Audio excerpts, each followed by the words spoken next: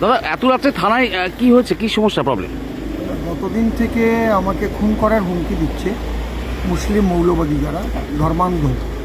তার কারণ হচ্ছে ওপার বাংলায় যে দীপু দাসকে জ্যান্ত পুড়িয়ে মারা হয়েছে তার প্রতিবাদ জানাতে আমরা পেট্রাপোলে গিয়েছিলাম সনাতন ঐক্য মঞ্চ থেকে। সেখানে কোরআনে যে হিংসার বাণীগুলো লেখা আছে সেগুলো আমি বলেছিলাম, তাতে তারা রেগে গেছে আমি কেন এগুলো বললাম। তাতে নাকি ধর্মীয় আবেগে আঘাত লেগেছে, তার জন্য তারা অভিযোগ জানাতে পারে।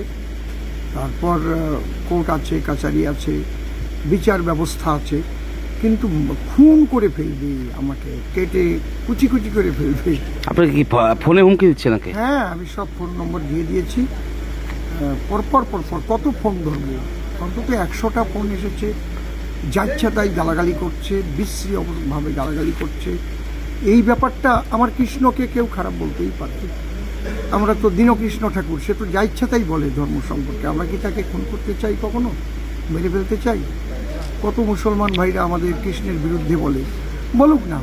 পাহাড়ে ঢিল মারলে ঢিল গুঁড়ো গুঁড়ো হয়ে যায়, যদি পাহাড়ের কিছু হয় কোনো দিন কিছু হয় না। আর আমি তো মিথ্যা কথা বলি না কখনো, আমি অথেন্টিকতা না নিয়ে কথা বলি না। প্রয়োজন বোধে কোরআনের পৃষ্ঠা আমার কাছ থেকে নিয়ে নিতে পারেন আপনি।